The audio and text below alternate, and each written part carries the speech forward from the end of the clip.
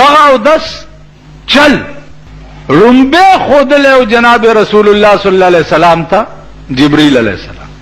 او ورته راغی څنګه چل بکیږي چې منځ فرض شو راغی اول چل ورته د استنجا خود چې ته چې قضا حاجت وکې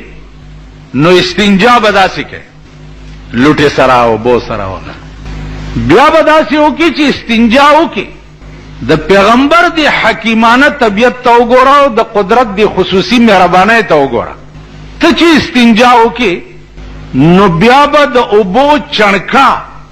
د پرتوک په دې خختګ باندې داسې چڼکا وکړي چڼکا چې وکړي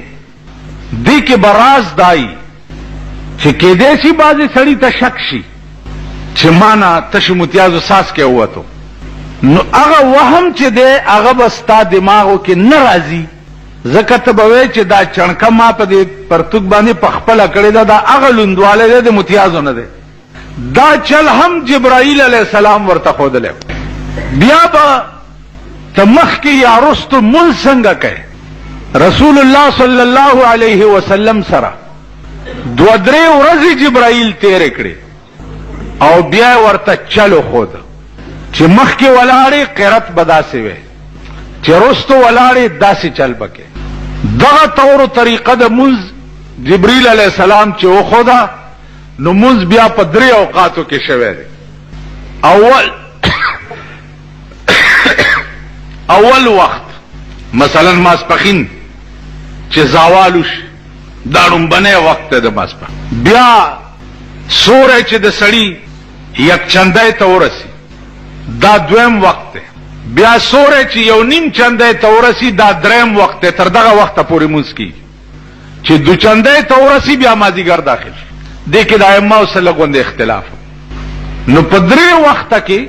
دا صرف دې دپاره چې په امت باندې ثقل را نشي اوس اول وخت د سړي نه په خوب یا په سکار فوت شو نو دویم وخت کې وکړه دویم وخت در نه فوت شو نو په 3م وخت کې وکړه لکه ګوره د مازدیګر مونځ دی د مازدیګر مونځ که سړي نه په شغل تاخیر وشو نو چې د نور سترګه نیمه په غره کې ډوبه او نیمه پاتې وي او شعاع ویم د مازدیګر مونځ د دغه ورځې کېږي لیکن که سړي دا عادت وګرځولو چې د مازدیګر مونځ په آخر وخت کې کوي نو حدیث کې راځي چې دا علامه د منافقانو ده تاخیر د مازدیګر په مونځ کې دا لوی جرم دی او کچانه د مازدیګر مونځ قضا شو رسول الله صلی الله علیه وسلم فرمایلی دي چانه چې د مازدیګر مونځ قضا شو د داسې شو لکه چې د بالکل کور وران شو او خانه بالکل تباه شو نو عزیزانو عرض می داو بل د ماسخوتن او د سهار په مونځ کې سستی کوونکې حدیث کې راځي چې دا هم علامه د منافقانو ده الله دې امان راکړي نو دغه طور و طریقه چې جبرئیل رسول الله صلی الله علیه وسلم ته وښوده نو بیا عملی طور صحابه ته دا نقشه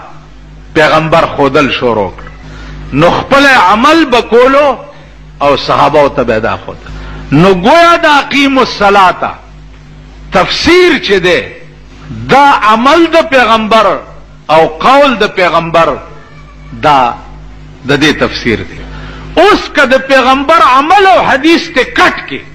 نو ستا د مونځ ټول نظام درهم برهم شو هلکه اقیم الصلاة څه ته وایي